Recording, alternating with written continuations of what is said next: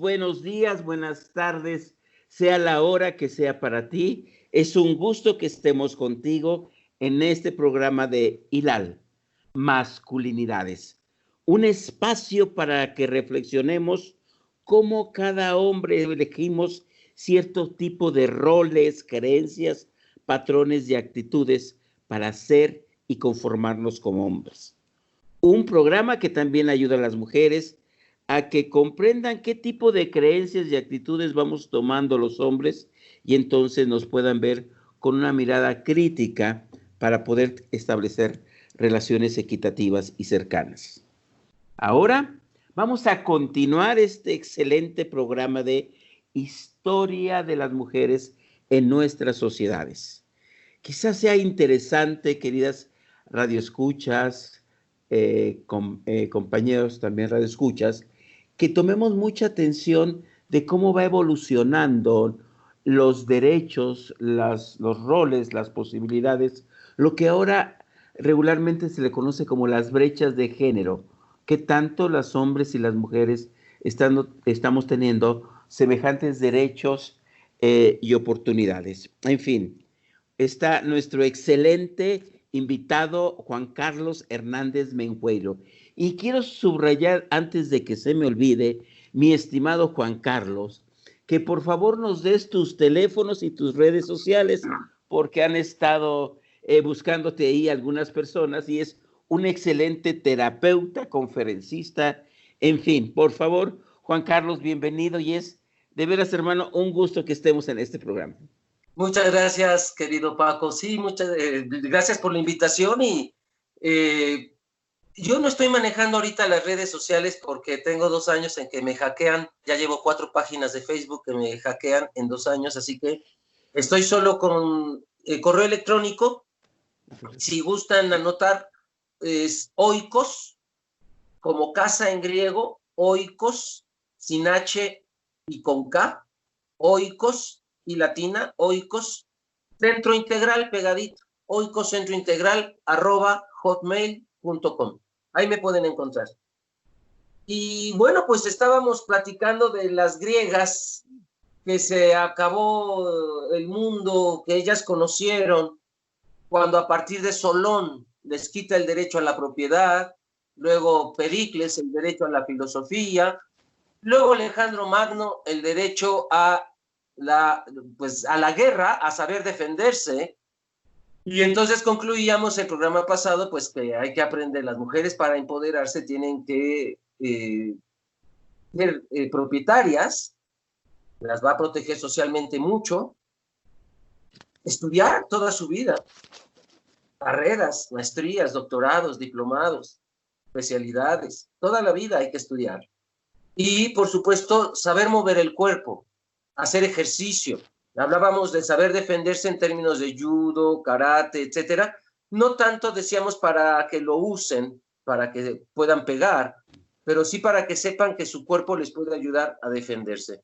¿Qué pasó en la historia, Paco? Mira, tenemos que Roma iba creciendo. Roma se funda en el 753 antes de la era cristiana.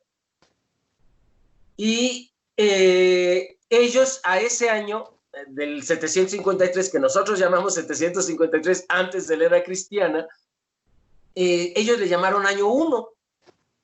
No existe el año 0. En la numeración romana no existe el 0. Por lo tanto, no llegamos al final del milenio en el año 1999, sino que el final del milenio fue el 10, el 2000. Realmente empezamos el milenio en el 2001, porque lo que ahora nosotros llamamos con el 0, el fin del milenio, para los romanos era el 10, no el inicio, sino el final. Entonces, bueno, en Roma, primero, pues como son descendientes de los griegos, no olvidemos que Grecia invade la península itálica y a todas las tribus de la península, los umbros, los ítalos, los etruscos, los lombardos, los van a unir en una lengua mezclada. el latín es la mezcla de griego con etrusco, básicamente, y con latino. Eran de las tribus que ahí vivían y predominaron a la invasión griega. De hecho, Roma significa fuerza en griego. La nieta de Hércules en la mitología griega se llama Roma. Y romano, ¿qué significa? Los fuertes, los guerreros, los belicosos. Ajá. Y entonces, primero, se conforman, imitando a los griegos, en sociedades democráticas, en la cosa pública romana. ¿Cómo se dice cosa en latín? Res. Ya se cayó la res, decimos en México, ¿no? La res es cosa, la cosa pública, la res pública romana. Y entonces en el año 569, todas las pequeñas poblaciones y aldeas que hablaban grecolatino, lo que después llamamos romano o latino, se constituyen en una república. Pero al final, un siglo antes de la era cristiana, esta república impone sus costumbres y su idioma a los galos. Somete a los galos, aliándose a los francos, y por eso hoy ese país tiene el nombre de la tribu que ganó esa guerra, Francia. ¿Ah? Y es cuando empieza el Imperio Romano. Muy bien. En el año 450 antes de Cristo, antes de nuestra era, un día hay que hablar también de la historia del calendario, es muy interesante. Los romanos decían ex urbe condita. Esto yo se lo leí una vez a Luis González de Alba en su columna que tenía en La Jornada. Y me vinieron las ideas de, ay, la historia del calendario. Todos creímos que el calendario apenas nació Jesús y todos dijeron, adelante sus relojes, ya es ya es después de Cristo, ¿no? Y no tenemos a veces ni idea de cómo se construyó lo que hoy conocemos como calendario. Los romanos decían, a partir de que la ciudad se fundó, ex urbe condita. A partir de que la ciudad surgió. Y entonces Jesús nació para los primeros cristianos que no tenían calendario cristiano, sino romano. Jesús nació en el año 753, ex urbe condita, después de que la ciudad fue fundada, Roma. Muy bien. En el año 450 antes de Cristo, los romanos convocan a través de 10 senadores a reformar sus leyes y elaboran una ley que se conoce como la ley de las 12 tablas, que porque efectivamente son tablas de piedra, pero son tablones. Y en la tabla 4, 5 y 6 específicamente habla de derecho civil, lo que llamamos hoy derecho familiar. Y si te das cuenta que estoy repitiendo cosas del programa pasado, me dices para avanzarlo.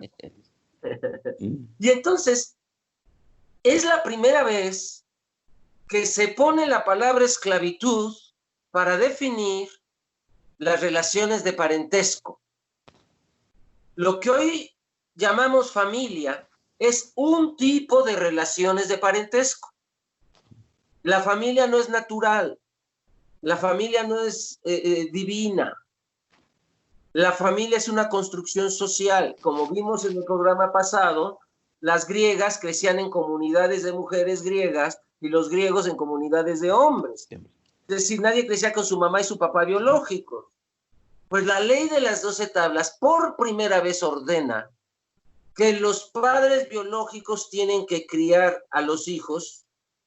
Se va a condescender un poco porque la figura de la nodriza va a todavía heredarse de Grecia. Es muy interesante. Lo que hoy llamamos mamá requiere 3 funciones al menos, que es parir, amamantar y educar. En Grecia lo hacían 3 señoras distintas. La que parió nunca amamantaba a su bebé. Había amamantadoras oficiales y entonces ella se desentendía y entregaba al bebé. No existía el amor maternal.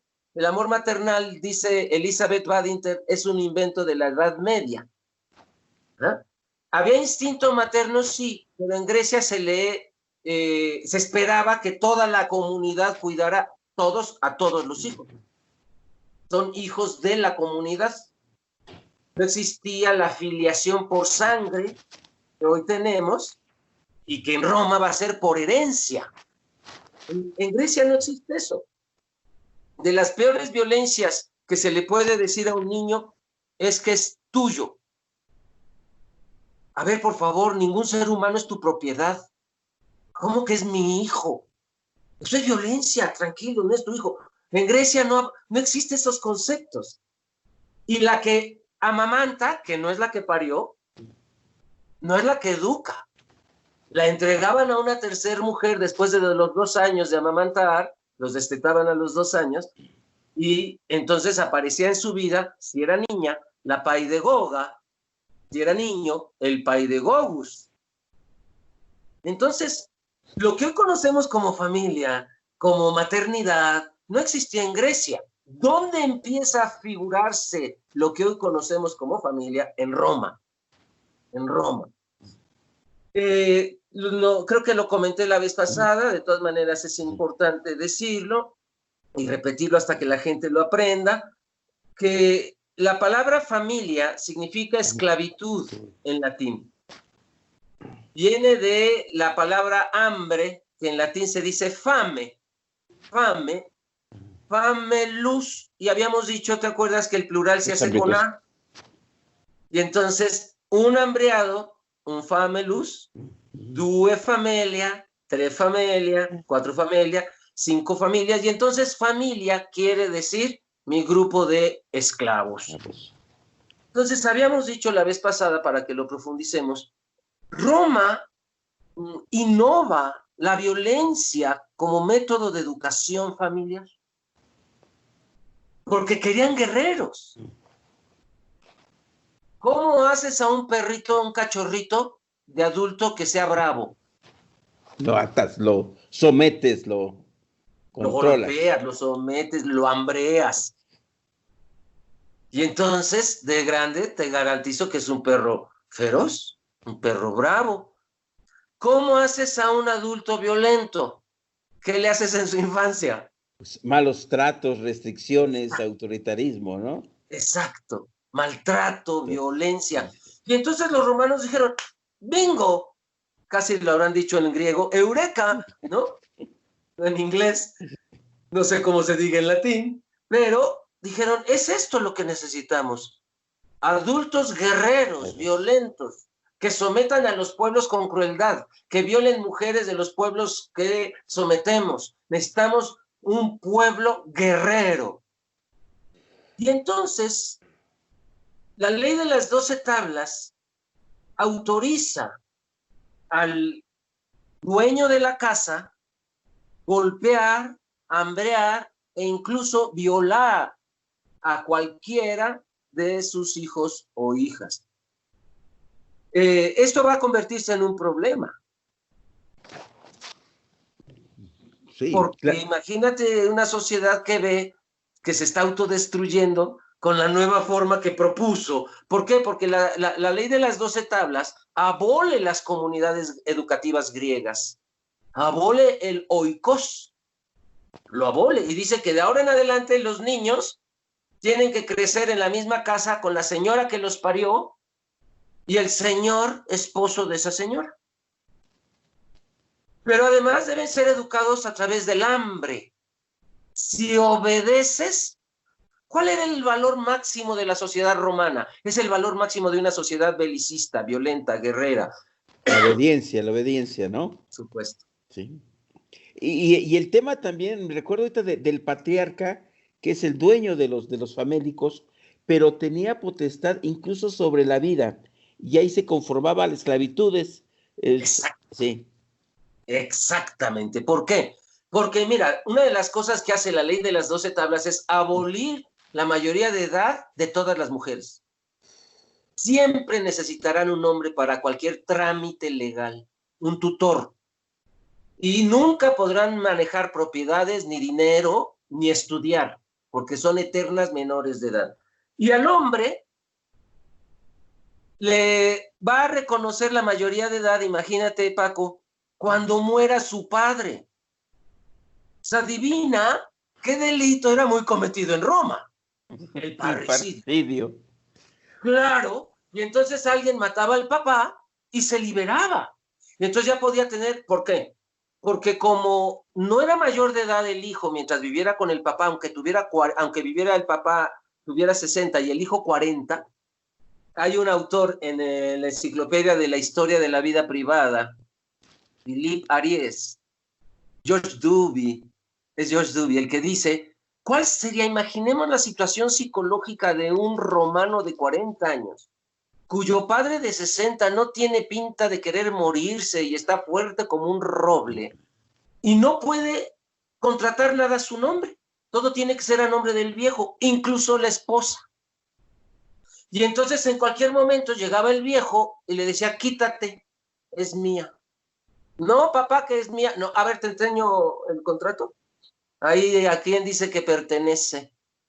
Y entonces el padre legalmente tenía derecho de abusar de cualquiera que viviera bajo su domus. Casa en latín se dice domus. De ahí viene la que no sale de su casa, la domada, la dominada, la domesticada, que se abrevia dama. Y entonces la vida de las griegas cambia radicalmente con las romanas.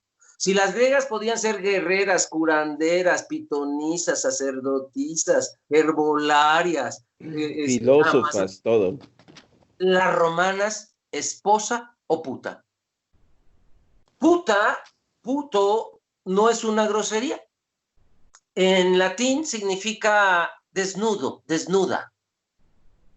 Y como la ropa no se les daba a los niños, sino hasta los 7 años de edad, y estaban encueraditos antes, se les llamaba los puteletti, o los putitos, quiere decir los encueraditos.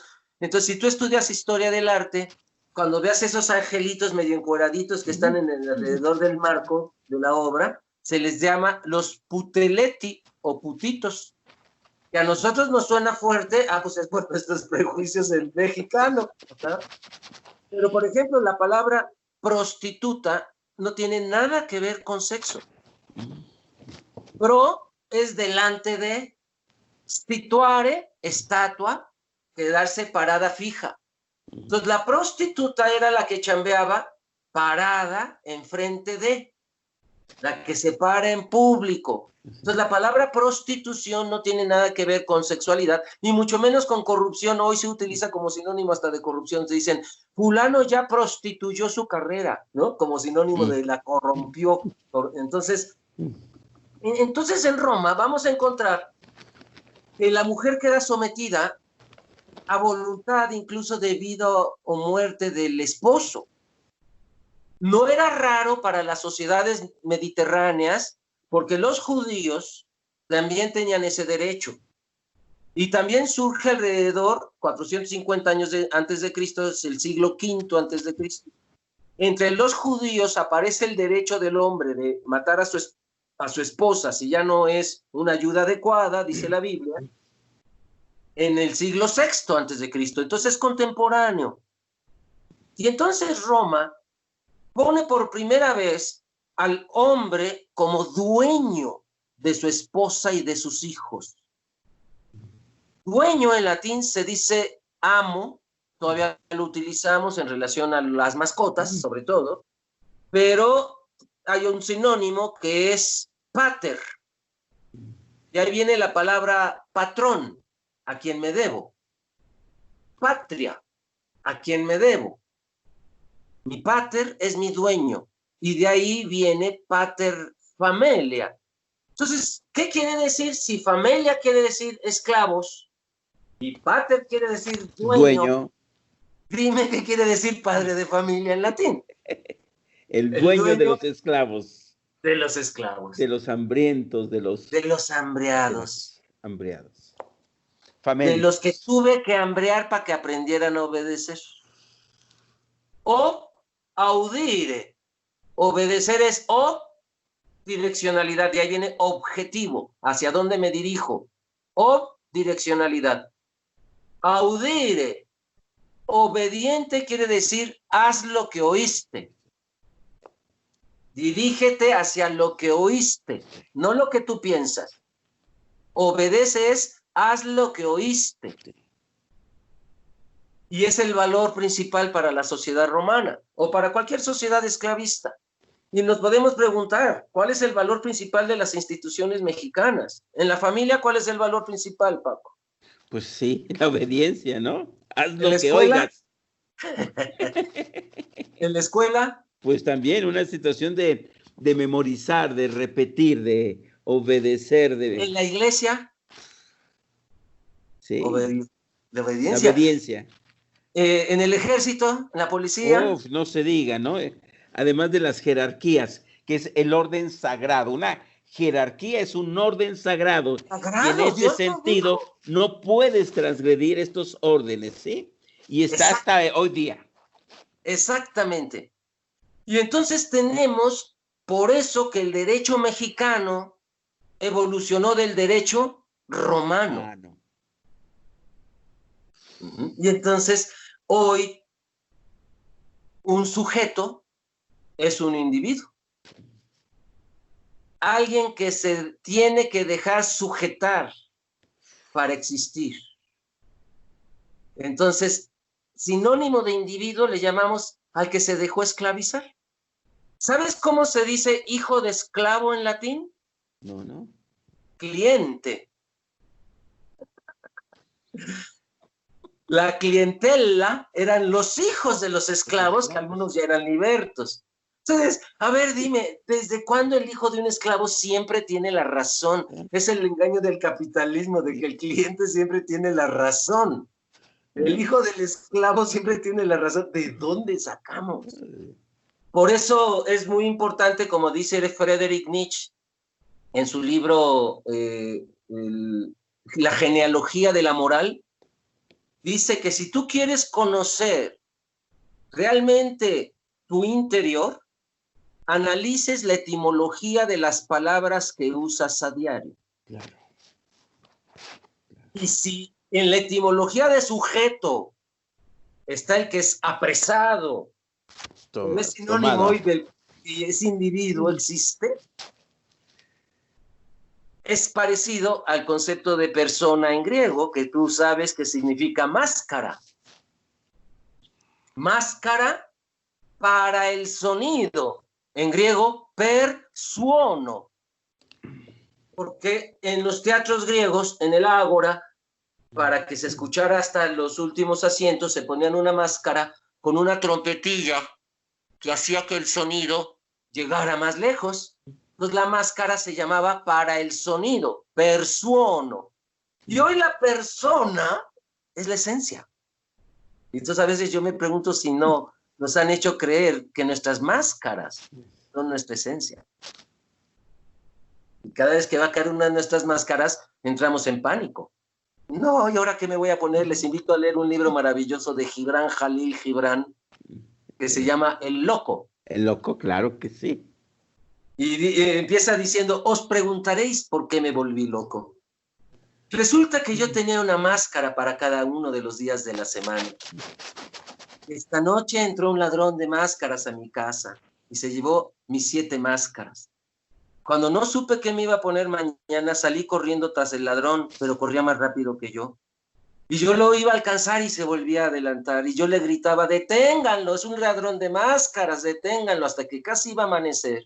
Y las señoras empezaron a abrir sus ventanas. Y una le pregunta a la otra en esos callejones tan estrechos que casi pueden tocarse entre las ventanas, ¿quién grita? ¿Quién gritó toda la noche? Y una de las viejitas dice, ¡ay, un loco! Y dice, cuando oí que alguien me insultaba y me llamaba loco, volteé a ver quién era. Y entonces por primera vez el sol tocó mi verdadera cara. Por eso me volví loco. Léanse a Gibran Jalil Gibran, el loco, es maravilloso. Al que se quitan las máscaras le llaman loco. Ese está loco. ¿Cómo se dice loco en griego? Yarestai, hereje. El que se atreve a elegir un estilo de vida que todos dicen, está loco. Dicen, ay, mira, ese hereje. Dice que lavándose las manos sus hijos se enferman menos. ¡Qué loco! Y entonces los segregaban. Pero cuando veía que sí funcionaba lo que el loco decía, entonces seguían al loco, seguían al hereje. Por eso Ashoka, líder hindú del siglo IV antes de la era cristiana, cuando su padre, un tirano, muere y le deja el reino hecho ruinas y el pueblo se le va a levantar en armas, convoca a los locos de su pueblo para que le propongan soluciones para todos los problemas que hay. Y entonces empezó a pagarle un salario a los locos del pueblo, a los que proponían cosas muy locochonas, pero que solucionaban problemas sociales, los que inventaban, innovaban algo. Y entonces Ashoka también llamó a los locos de su pueblo, ¿no? Y entonces, bueno, pues saludos a todos los amigos de Ashoka, que es una asociación internacional de emprendedores y emprendedoras sociales, donde Paco también es miembro y donde su servidor también soy miembro. Busquen Ashoka con SHK, Ashoka. Muy bien. Entonces, volviendo a Roma. La ley de las 12 tablas, la tabla 4 empieza diciendo: queda prohibido que alguna mujer sea libre. Toda mujer debe ser domada de un señor. Así empieza. ¡Pum! Las mujeres no tienen libertad. Serán mayores de edad. Y entonces, la ley de las 12 tablas dice que en el nuevo sistema, donde los hijos tienen que crecer, uno manda y todos los demás obedecen. Y quien no obedezca, el padre tenía derecho de mutilarlo, rentarlo, venderlo como esclavo, prostituir a una de sus hijas o a su propia esposa si no le obedeció, o matarles. Y entonces la ley romana, a partir de las 12 tablas, le va a dar poder de juez al padre. Entonces, solo se juzgaban en Roma casos públicos, y los juzgaba Cicerón, ¿no? Los juzgaba Ovidio, los grandes jueces romanos. Pero para casos domésticos, ¿a quién le dio las 12 tablas? ¿A quién les dio la ley la facultad de castigar o no si se cometía una falta en casa? Al padre, el pater famulus. Al pater familia. Y entonces, pues empezaron a haber un montón de abusos. Y va a tener que surgir una nueva ley que le diga al padre: a ver, no, así no. Se le llama la ley Escatinia. En el año 226 antes de Cristo, es decir, 130 años después de la ley de las 12 tablas, no, 180 más o menos, sí, 130 más o menos, por ahí.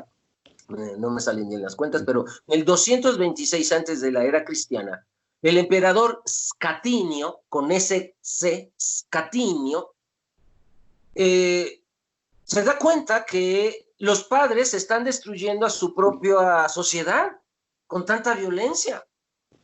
Y hace una ley que le llamaron desde entonces el exoleto. Exoleto en latín quiere decir puto, el que se prostituye entre hombres. Entonces, como hizo una ley para detener a los machos, dijeron: este es puto, este es afeminado seguro. Ajá. Y entonces Scatinio tuvo siempre la fama de ser homosexual, pero bueno, él estuvo casado como todos los emperadores, bueno, hasta Adriano, que fue el primer emperador que no tuvo mujer, sino un hombre como pareja, Antinoo, pero esto es hasta el siglo II después de Cristo.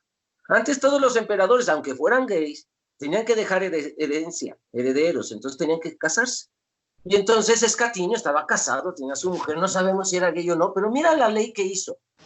En primer lugar, solo le cambió 2 o 3 palabras a la gran ley de las 12 tablas, pero tú sabes que cambiar 2 o 3 palabras, o la coma, o el acento, cambia todo, ¿no? Está aquel chiste de le dice la mujer al señor, ¿no? Lo estoy cambiando porque era al revés, pero hay que dejarlo así.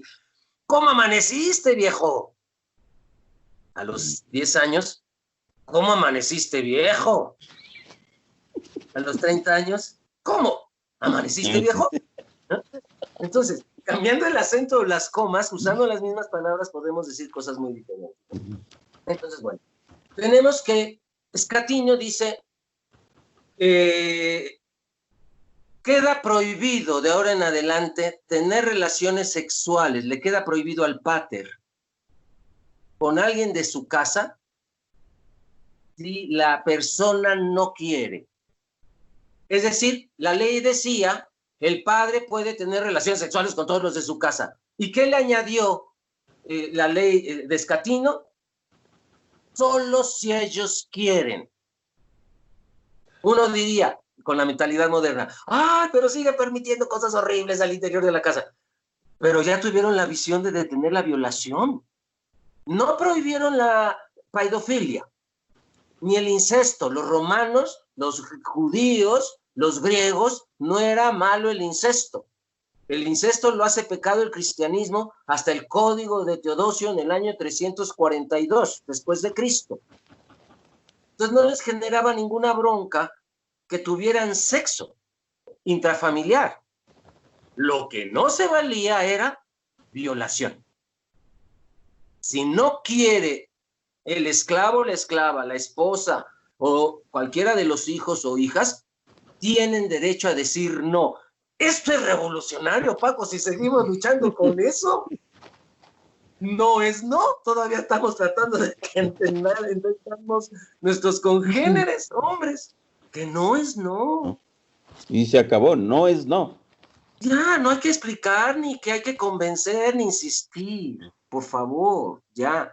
Bueno, imagínate, entonces Escatino, desde el 226 antes de Cristo ya estaba con su no es no. Ah, dijo sí, sí, el incesto no es malo, dijo. Pero la violación sí es mala. Ni al esclavo ni a la esclava. Esto era súper adelantado, Paco. No quiere decir que lo pusieron en práctica luego, ¿no? ¿Qué más prohibió Escatino?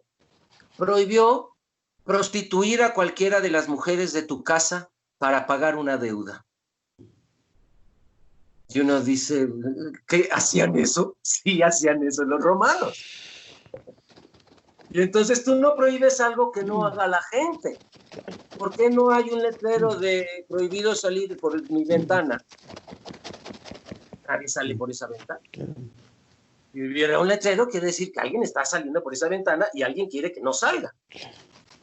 ¿Ah? Y entonces, cuando hay una prohibición, quiere decir que el pueblo lo hace, lo realiza. Y entonces, ¿qué les pide? Pagar deuda a sus esposas o a sus esclavas. Y la última prohibición de Escatino en Roma fue: queda prohibido castrar a un hijo si él no quiere. Y hoy diríamos, ¿y quién quería? ¿Sabes quién quería? Los que tenían padres tiranos, horribles, que golpeaban todo el tiempo cruelmente, que quemaban a sus hijos. ¿Tú no crees que uno de esos hijos diría, cástrame y me voy con otro? Pues la castración tenía dos fines sociales. Uno, liberar al hijo del padre. El hijo castrado se podía ir de la casa. Y entonces muchos optaban por castrarse antes de ir con el padre. Hoy es inimaginable que un hombre opte por castrarse por salir de una situación. En Roma era legal. ¿Y qué otro beneficio tenía la castración voluntaria? Que ahora a partir de Escatino era voluntaria. Los eunucos eran esclavos muy caros que cuidaban los harems de los señores romanos, a las prostitutas, las nodrizas, que tenían 10, 20, 30 de ellas. Y el eunuco puede tener relaciones sexuales con ellas porque mantienen la erección, porque solo les cortan los testículos. Muchos de ellos se engordan. De hecho, Alejandro Magno se enamora de un eunuco. Si quieren leer su historia, hay un libro maravilloso que se llama El muchacho persa, de Marie Renault. Y ahí habla cómo Alejandro Magno, que era gay, que tenía su pareja de su clase social, ateniense, de su edad, etcétera, se llamaba Efaistón, pero también tuvo un muchachito cuando Alejandro ya tenía sus 25, 27, un novio de 13 años, que no era ilegal en Grecia porque se hacían adultos con la eyaculación. Y entonces este muchachito se llamaba Boas y era un castrado, era un eunuco. Y él platica la vida de los eunucos que sucedía y platica cómo muchos eran como gatos gordos, castrados y afeminados. Tenían la vocecita así, aunque tenían 40, 50 años, y sin pelo, sin facciones masculinas, porque les quitaban todas sus características sexuales secundarias. Y entonces, bueno, ¿qué sucede? Que Escatino dice, en Roma queda prohibido castrar a alguien contra su voluntad, solo si la persona lo expresa. Entonces tenemos una Roma que va a ir caminando, por un lado, hacia la civilización interna. No se vale esclavizar, no se vale violar a nadie de aquí adentro, etc. Pero por otro lado, a ser crueles, verdaderamente rufianes con todos los que ellos dominaban. Todos les tenían pavor a los ejércitos romanos, ¿no? Y entonces tenemos que se innovan cosas en relación a lo que hoy conocemos como familia. Se empieza a crecer a los hijos, ya la nodriza viene a casa, el hijo ya no sale de la casa, crece con la mamá que lo parió, ella es la educadora. Cuando tienen 7 años se les ponía su primera túnica que llegaba hasta arribita de los genitales porque tenían que mostrar en Roma el pene y las niñas la vulva. Había un ritual en Roma para demostrar que ya eras mayor de edad, que se eyaculaba en público para demostrar que, pues, si ya tenías semen, ya eras don Juan Carlitos de 13 años, ¿no? Y entonces se hacía una rueda de jueces, atrás de los jueces estaba el pueblo, y el muchachito que quería ser ya reconocido como mayor de edad, él era el único que sabía pues que ya eyaculaba. Entonces, mostrarlo al pueblo le hacía pasar a las asambleas de los adultos. Entonces, eyaculaban frente a todos y para comprobar que no fuera orina, uno de los jueces tomaba pues las gotitas de semen que un chavito puede eyacular, las olía, las probaba para comprobar que no fuera orina. Y entonces él gritaba que sí, que ya era un adultito y que ya podía ponérsele la túnica completa hasta abajo de los genitales, porque ya los tenía desarrollados. Entonces, al niño menor de 7 años no usaba ropa, le ponían un pañal, un trapo, una cobija. Ajá. A partir de los 7 años, una túnica hasta los genitales. Y de los 12 años o la primera menstruación de las chavitas, una túnica que ya les cubría hasta los pies. Ajá. Y entonces ya era el símbolo de la edad adulta en Roma, la vestimenta. No olvidemos que el vestido siempre es para la distinción, para saber quién es rico, quién es pobre, pues nos distingue la ropa. Ajá. Entonces en Roma lo van a utilizar muy bien así. Por ejemplo, los esclavos no tenían derecho nunca de usar túnica de adulto, se tenían que quedar con la túnica infantil. Entonces imagínate, ya crecidos, con un pene grande, pues lo tenían de fuera. Y si ustedes ven las pinturas que aparecen en Pompeya, que es Roma, los esclavos incluso se les pesaba el pene con una báscula y tienen la túnica infantil. Es decir, se les ven todos los genitales porque era precisamente uno de los atractivos, igual en la prostitución. Entonces tenemos que Roma se hace imperial, va a ir evolucionando, pero va a ir siendo derrotada por las costumbres de los godos, visigodos, extranjero. En latín se dice barabarus, porque dicen que los que no hablan latín no hablan, nada más hacen bara. Entonces, se burlaban de los extranjeros, dicen, hacen barabara, y se les quedó los barabarus. Los barabarus quiere decir los extranjeros, los bárbaros. Entonces entran pueblos extranjeros con otras costumbres de mujeres. ¿Qué va a pasar en Roma en relación a las mujeres? Desaparecen como en Grecia los nombres propios, Aspasia, Hipatia, el Tafo de Lesbos. En Roma no hay, Paco. Las matan. Las matan si destruyen. Porque el hombre no se va a sentir humillado por su mujer, pero además llaman las mujeres y no podían ni salir de su casa. Y entonces se les ocurre una estrategia que copian de una novela antigua griega, Lisístrata. Bájenla, incluso está en PDF en internet, es maravillosa. Lisístrata. Pues resulta que las mujeres romanas, en el siglo I antes de la era cristiana, siglo y medio después de las renovaciones, de los cambios que hizo Escatino, ellas estaban hartas de depender de vida o muerte de sus maridos, de no poder estudiar, de no poder ser herederas, mujeres ricas, etcétera, ser menores de edad toda la vida. Y entonces deciden que quieren que si una de ellas gana el divorcio, porque ¿qué pasaba con la ley de las 12 tablas? Carga en latín se dice monium. Monium. Si la mujer ganaba un divorcio, se tenía que llevar la carga de su matriz, que en latín se dice su matrimonio. ¿Qué era la carga de su matriz? Los hijos. Así tuviera 12, 15, 16 hijos, porque así se usaba en Roma. Ajá. ¿Y qué se le quedaba al papá incluso si perdió el divorcio? El patrimonio. Lo que le toca al padre. Ajá.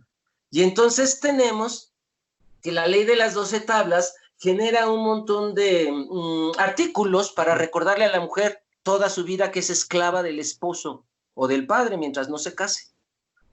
Y entonces los esclavos llevaban un grillete en el cuello que se llamaba yugus, de allí viene el nombre de la yugular.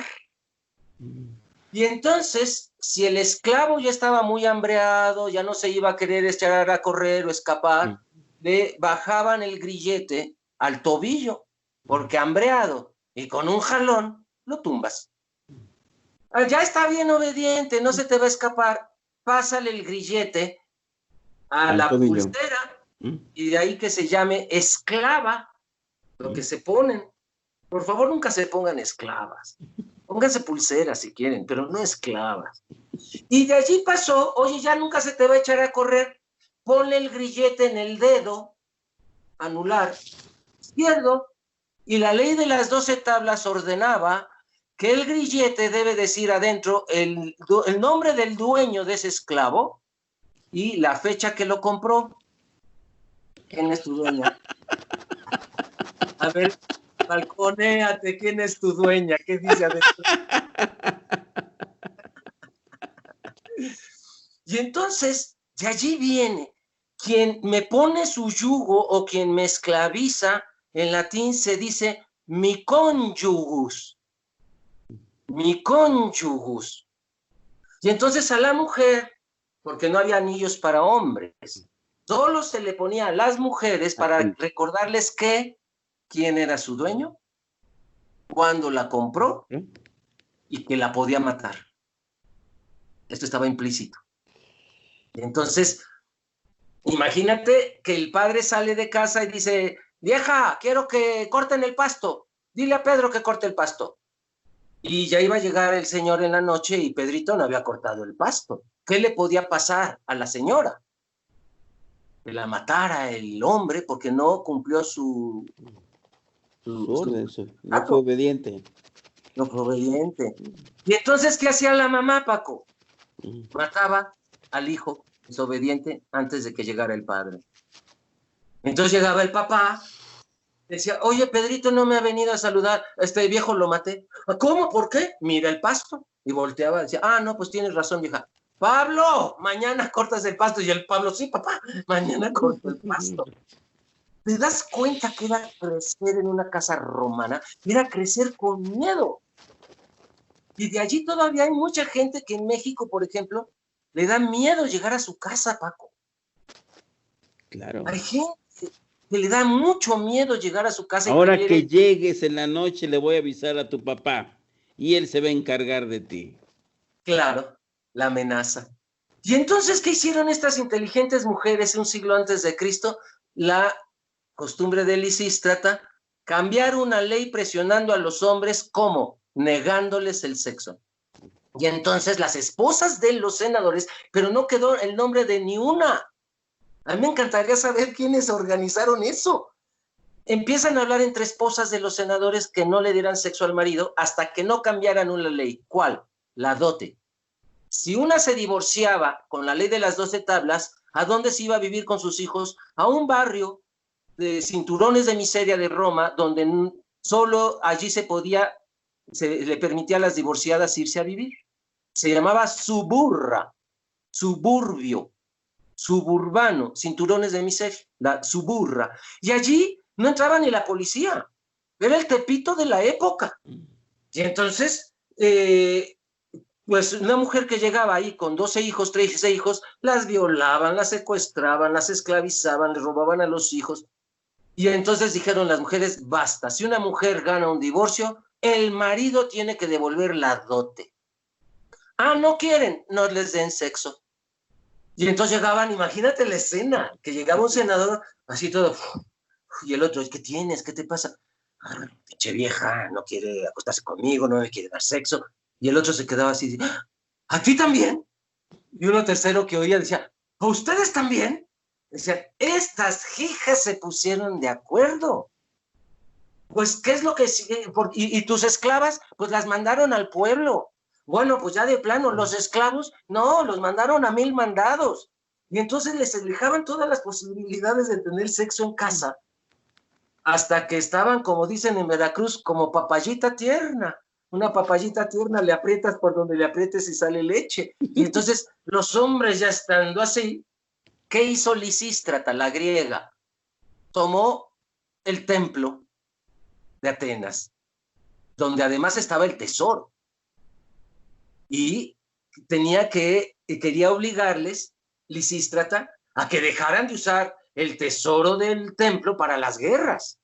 Y entonces decidió no darle sexo. Y se llevó a toda la gente que pudiera darle sexo a esos hombres a todos ponerse, a trincherarse en el templo de Ateneo. Y entonces esto la repiten las romanas con el Senado y les funciona, Paco. A partir del siglo I, esto lo narra John Boswell en su libro Cristianismo, Tolerancia Social y Homosexualidad, nos narra cómo era el mundo romano y nos narra estos logros de las mujeres que a través de la negación del sexo a sus hombres logran que se les devuelva la dote. Y entonces así, ahora sí divorciadas, no tenían que irse a vivir a Suburra. Yes. Y decía, ¿te acuerdas de las 1000 vaquitas que te dio mi papá cuando nos casamos? O el equivalente en denarios de plata. ¿Te acuerdas el terrenito que te dio mi papá cuando nos casamos? Ajá. Y entonces vamos a tener que las romanas logran un cambio a través de la negación del sexo que queda documentado. En el siglo I después de la era cristiana, esto fue antes, el siglo I antes. En el siglo I después, o sea, ya tiempos de Cristo, de Pablo, Pedro, todos ellos, ¿qué pasaba con las mujeres romanas? Pues vuelven a retomar la estrategia. Ajá. Y ahora, ¿qué quieren las señoras? Ajá. Que tengan derecho a la propiedad. Que se les dé el derecho a la propiedad. Porque mira, la que es dueña, ya no es tan fácil que se le esclavice. Y surge un grupo de mujeres ricas llamadas las doñas. Doña, en latín, es la abreviación de dueña. Yeah, claro. Entonces, a una doña ya no era una esclava. Claro. A las mujeres se les hablaba en diminutivo. Mijita, señorita, la nena que quiere, aunque tuviera 30, 40, 50 años. Así se les hablaba a los esclavos. Incluso en Estados Unidos, a los negros se les llamaba boy. Hey, boy, come here. ¿No? Y esto viene desde Grecia. A los esclavos también se les llamaba niño, país. Y entonces había una infantilización de las mujeres que se les negaba el derecho a la propiedad. Y entonces dijeron, a ver, ya nos van a devolver la dote, pero no las podemos legalizar a nuestro nombre. Y lo siguiente, la otra lucha feminista romana, somos doñas. Y les dio otro lugar. Van a empezar a aparecer romanas importantes. Se les va a llamar como romanas ricas. ¿Por qué? Porque ya podían poseer propiedades. Y esto les va a cambiar la vida. Y de allí van a venir algunas cristianas. De hecho, una de estas romanas ricas, mira, no sabemos su nombre, pero libera a su esclavo porque estaba enamorado de él. El esclavo se llamaba Hermes. Los primeros cristianos no tenían que ser monógamos. La monogamia católica se inventa hasta el código de Teodosio, igual en el siglo IV después de Cristo, se inventa vivir en pares, la pareja. Los primeros cristianos podían vivir como los griegos, como los romanos, como los judíos. Los judíos tampoco vivían en pareja. Cuando yo oigo que dicen, ay, la familia de Jesús es la familia perfecta, María, José y un niño. Yo digo, y el burro, falta, ¿no? A ver, tenían esclavos. En la Biblia dice que el judío puede comprar un esclavo, pero lo tiene que liberar el 7º año de esclavitud y darle la libertad. A estos esclavos liberados se les llamaba libertos. Pues esta señora tenía un esclavo del cual se enamora, ella es romana, y le da algo que ella sabía hacer. Y entonces nos dice Paco que las mujeres doñas acceden a otro nivel de poder, la lectoescritura, el conocimiento. ¿Te acuerdas que se les había quitado desde Grecia? Pues las romanas lo vuelven a obtener. ¿Y cómo lo sabemos? Porque esta romana cristiana rica le enseña ese gran poder a su esclavo amante, y de él sí sabemos el nombre, se llamaba Hermes, y escribió un libro que casi queda en la Biblia. Y por unas discusiones de obispos no quedó, pero lo hubiéramos conocido como una de las cartas sagradas o de los libros sagrados, porque se escribe en los mismos años que se escriben los evangelios. Y el libro se llama El Pastor. Y es conocido, quien estudia historia de la iglesia, historia del cristianismo primitivo, estudiará siempre el libro que se llama El Pastor de Hermes. Era el esclavo. Entonces, ¿qué nos dice? Que las romanas ya habían readquirido también el conocimiento. Ya eran doñas, ya eran maestras. ¿Qué surge otra vez? El sacerdocio femenino romano. No lo pudieron quitar. Ese es un sobreviviente de la antigüedad. Desde Grecia eran mujeres las pitonisas, las sacerdotisas.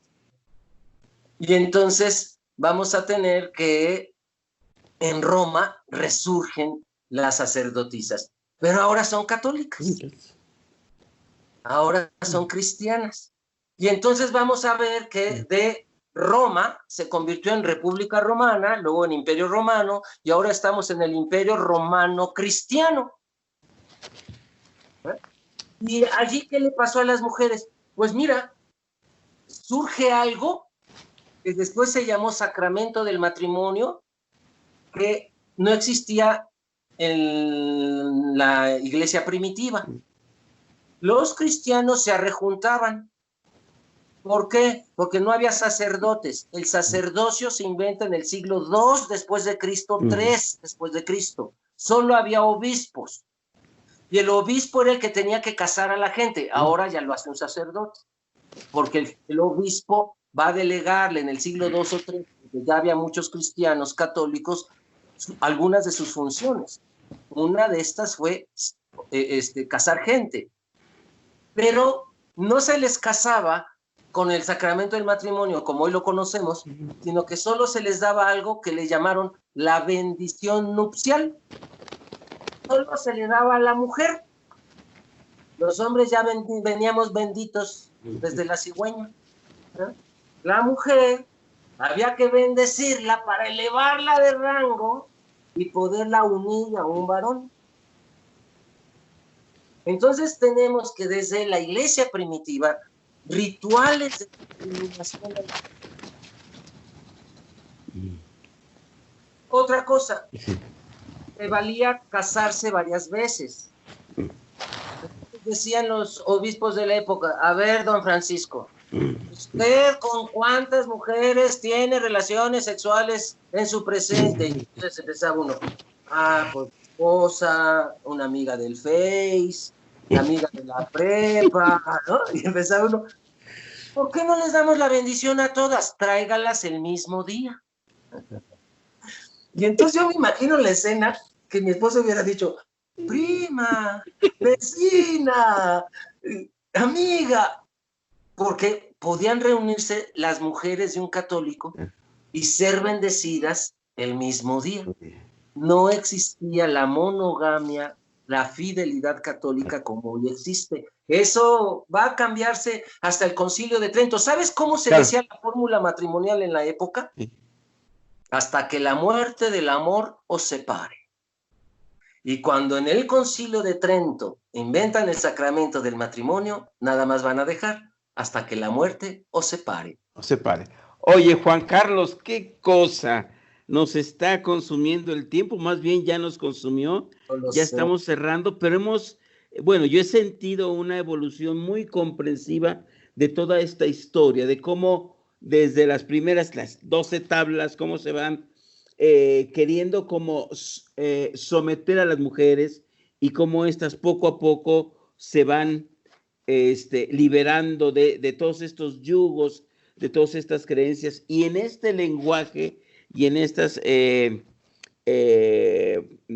pues términos nos estamos todavía aún construyendo. Yo tenía ahí muchas cuestiones de platicarte, ¿no? Pero esta situación de los clientes, de las también estoy viendo también la trata como este dominio masculino y todo esto. Bueno, ¿qué hacemos?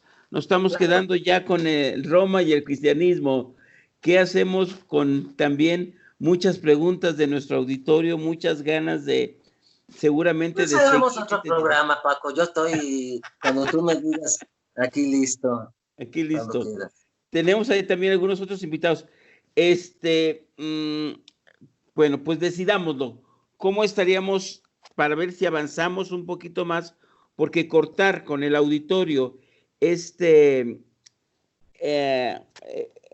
cronología histórica nos puede ahí interrumpir esta comprensión, pero pues sí, 1 hora es muy poco para Juan Carlos Hernández Mejero, que tiene tanta sabiduría y tanto complacernos. Gracias. Entonces, lo hacemos la tercera parte para acercarnos un poquito, porque algunas personas de nuestro auditorio nos han dicho, bueno, pues ¿por qué se le han quitado los derechos a las mujeres? ¿En base a qué? Y yo creo que ya está ahí dicho, y podemos quizá entonces el próximo miércoles, la próxima emisión, recuérdense que este programa se repite los viernes a las 12 del día, continuar un poquito, porque estamos viendo el trasfondo, las bases, la raíz de nuestra cultura, cómo se fue transformando y cómo había una sociedad muy patriarcal, muy controladora, muy autoritaria,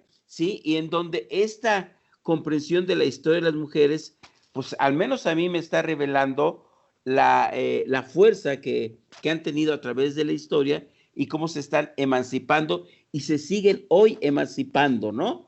Y que lo comprendamos los varones para que entendamos que esto, aunque es muy ancestral, por así decirlo, lo podemos transformar. Y si comprendemos la historia, la podemos transformar a una sociedad más equitativa, más igualitaria. ¿Cómo cerrarías, Juan Carlos, este segundo programa para después entrar al tercero, invitando a la reflexión a hombres y a mujeres sobre esta evolución? ¿Cómo lo cierras? Creo que las mujeres romanas utilizaron algo que en historiografía se le llama agency.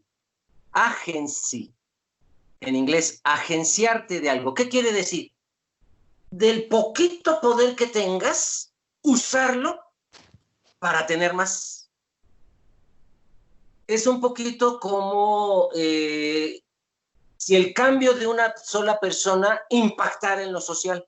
Vamos a ver varios de estos ejemplos, cómo sucede en la liberación de las mujeres en la Edad Media, porque va a haber un movimiento feminista medieval muy interesante, y el cambio de una va a impactar a muchas. Por ejemplo, las mujeres de Venecia decide una heredar el derecho a la lectoescritura a sus hijas, las demás venecianas la copian, y tenemos una Venecia de mujeres cultas. Entonces creo que hoy yo me quedaría con eso. El agency de las romanas, el despertar, la toma de conciencia de usar las poquitas leyes que les dejó de derechos la ley de las 12 tablas, y con ese poquito lograr una mejoría. Entonces yo me quedaría con eso, Paco. Creo que podemos todos y todas, de lo poquito que podemos, agenciarnos de ese poquito y elevar el nivel del que estábamos antes a uno mejor.